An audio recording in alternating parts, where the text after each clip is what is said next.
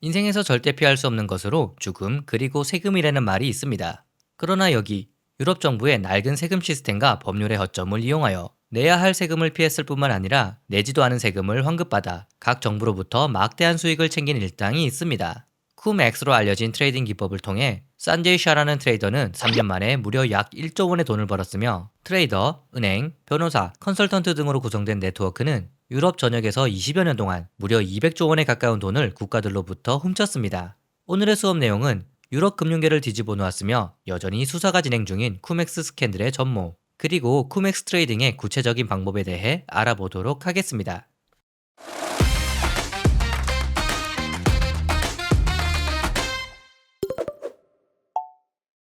1970년 런던에서 태어난 산제이 샤. 의사였던 아버지를 보고 자란 그 역시 의사가 되기 위해 킹스 컬리지 의대에 진학했습니다. 그러나 돈을 버는데 더욱 관심이 생긴 그는 대학을 중퇴한 후 컨설팅 회사인 KPMG를 거쳐 메릴 린치와 모건 스탠리의 백오피스에서 금융권 커리어를 시작합니다. 하지만 매일 아침 출근길에서 트레이더들의 비싼 스포츠카를 보며 더욱 큰 돈을 벌 수 있는 트레이더가 되고자 했으며 머지않아 그는 크레딧 스위스에서 트레이딩을 시작합니다.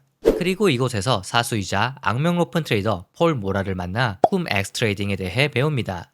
이후 2007년과 2008년 라보뱅크에서 본격적으로 쿰엑스 트레이딩을 시작한 그는 글로벌 금융위기로 인해 라보뱅크가 쿰엑스 트레이딩을 중단함에 따라 회사에서 해고되었고 2009년 취업을 하는 대신 자신의 헤지펀드 솔로 캐피탈 파트너스를 설립하여 본격적으로 쿰엑스 트레이딩을 시작합니다.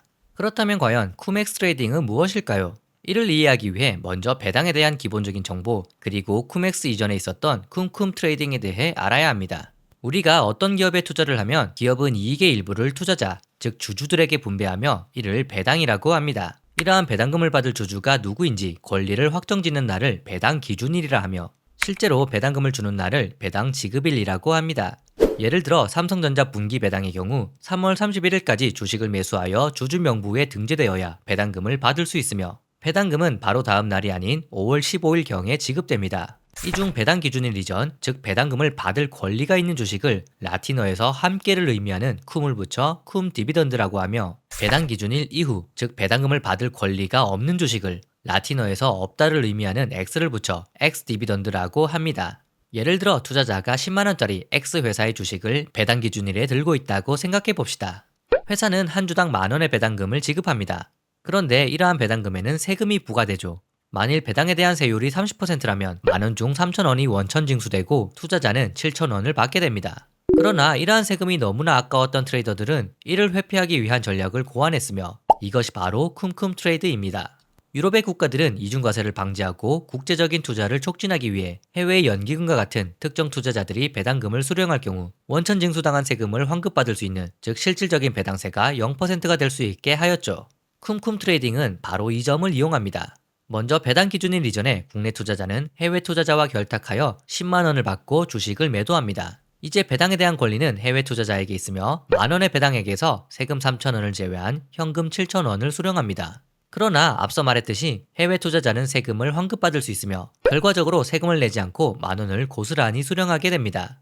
이제 배당락 효과로 인해 10만원이던 주식은 배당액 만원을 뺀 9만원에 거래되며 해외 투자자는 이를 다시 국내 투자자에게 9만원에 매도합니다. 결과적으로 국내 투자자는 10만원에 매도한 후 9만원에 매수했으니 만원이 남아 배당에 대한 세금을 내지 않은 효과가 발생하게 되며 해외 투자자는 10만원에 매수한 주식을 9만원에 매도하여 만원이 손해지만 배당으로 받은 만원으로 인해 손익은 0원이 됩니다. 대신 국내 투자자에게 일정한 수수료를 받게 되며 이로 인해 국내 투자자와 해외 투자자 모두 윈윈이 되는 거래를 하게 됩니다. 한마디로 납부해야 할 세금을 회피 혹은 탈세하는 것이며 국가 입장에서는 받아야 할 세금을 받지 못하게 되는 것이죠. 이러한 쿵쿵 기법은 1990년대와 2000년대에 걸쳐 유럽의 트레이더와 금융기관들 사이에서 널리 사용됩니다. 그러나 2000년대 초 런던의 트레이더들은 제도와 법률의 허점을 이용해 단순히 세금을 피하는 것뿐만 아니라 내지 않았던 세금을 불법적으로 환급받는, 즉 의도적인 세금 사기 기법인 쿰엑스 트레이딩을 개발합니다. 쿰엑스를 이해하기 위해서는 유럽 주식시장의 독특한 규정 몇 개를 알아야 합니다. 첫째, 앞서 말했듯이 일부 외국인 투자자는 배당세를 환급받을 수 있습니다. 둘째, 주식 매도가 배당 기준일 직전에 이루어졌더라도 주식을 곧바로 주는 것이 아니라 배당 기준일 이후에 주식을 전달해도 됩니다. 셋째, 주식의 전달이 지연되어 매수자가 배당금을 받을 권리를 놓쳤으므로 매도자는 배당금에서 세금을 제외한 순 배당금을 매수자에게 주식과 함께 지급해야 합니다. 넷째, 국가가 아닌 주식 매수자의 예탁은행이 배당세를 냈다는 세금 증명서를 발급합니다. 이러한 규정 그리고 공매도가 합쳐져 쿠맥스 트레이딩이 완성됩니다. 외국인 투자자 A와 B 그리고 국내 투자자 C가 있다고 생각해 봅시다.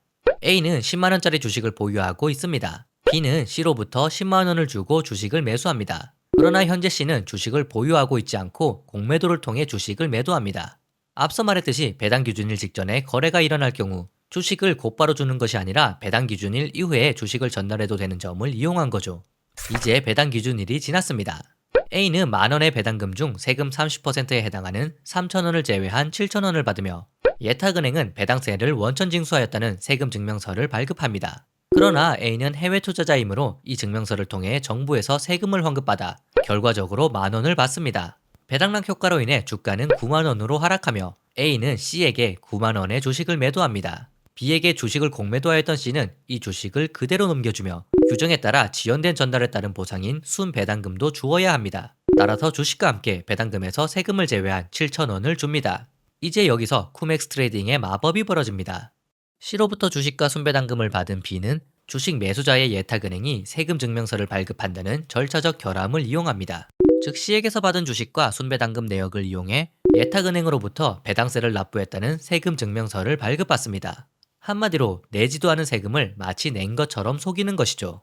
정부의 세금 관련 시스템이 너무 낡은 탓에 금융 및 감독 당국이 누가 언제 주식을 보유하고 있었는지 제대로 추적할 수 없다는 점을 악용한 것입니다. 이제 B는 증명서를 통해 세금에 해당하는 3천원을 환급받으며 A에게 9만원의 주식을 매도합니다. 결과적으로 A는 원래의 주식을 그대로 보유하고 있으며 배당금에 해당하는 만원의 이익이 발생합니다. 이는 쿰쿰 트레이딩과 마찬가지로 세금을 내지 않고 배당금을 받은 것과 동일한 효과죠. B의 경우 처음 C에게 주식을 매수할 때 10만원이 나가지만 A에게 매도하면서 9만원을 받고 C에게 받은 배당금 7천원 그리고 환급받은 3천원을 더하면 손익은 0이 됩니다.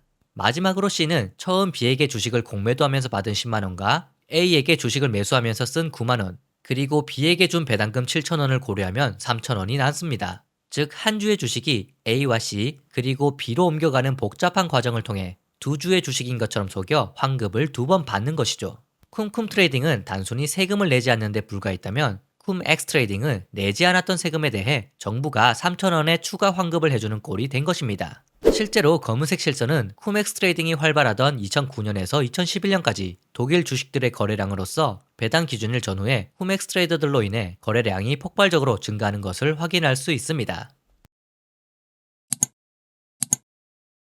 2009년 50만 파운드, 약 9억 원으로 헤지 펀드를 시작한 산제이는 동료들조차 미친 개라고 부를 만큼 너무나 공격적인, 아니 너무나 위험한 방식으로 트레이딩을 하였습니다. 먼저 세금 증명서 발급을 쉽게 하기 위해 함부르크에 있는 바렌골드 은행을 인수합니다. 또한 수십 개의 연기금 그리고 금융기관들과 네트워크를 구축했으며 가짜 연기금을 설립하기까지 하며 거짓으로 세금을 환급받았습니다. 앞선 예에서는 공매도를 한 번만 하는 경우를 살펴봤지만 산제이는 주식 매수자가 다시 공매도를 하고 이를 산 사람이 다시 공매도를 하는 소위 루핑 전략을 통해 하나의 주식을 최대 20번 가까이 회전시키며 가짜 환급을 동시에 20번 가까이 받기도 했습니다. 헤지펀드 설립 이후인 2009년 두바이로 이주한 그는 런던과 두바이에서 100명 이상의 트레이더를 고용하여 쿠맥스 트레이딩을 집중적으로 하였습니다. 그의 사기 환급으로 인한 피해액은 덴마크에서만 약 2.5조 원에 달하며 그의 개인 자산은 3년 만에 무려 7억 달러, 약 1조 원으로 늘어납니다.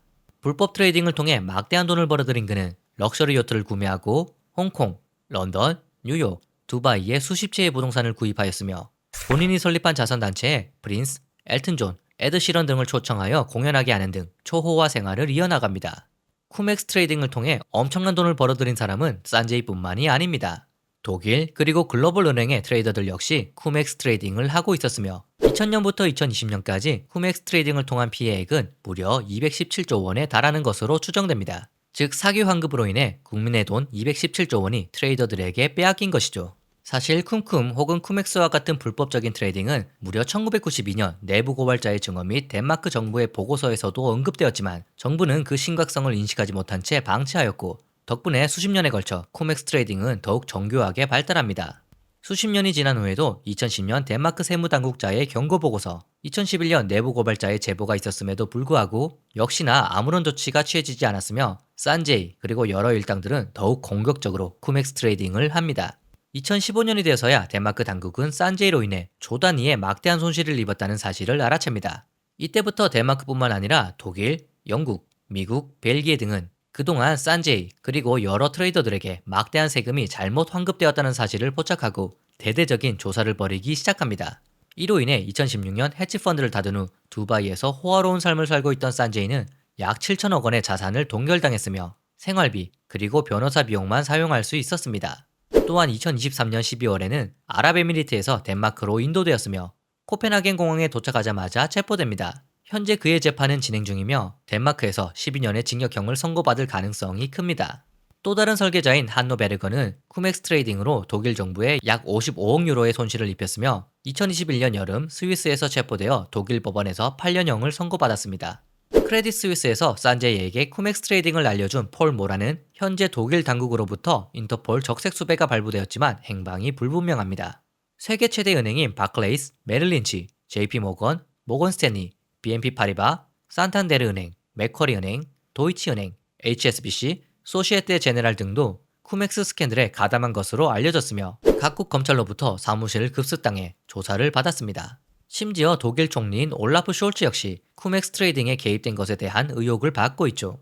현재 독일에서만 1,500명가량의 용의자 그리고 여러 금융기관이 쿠맥스 스캔들에 관해 조사를 받고 있으며 다른 유럽 국가들에서도 수사를 계속 진행 중입니다.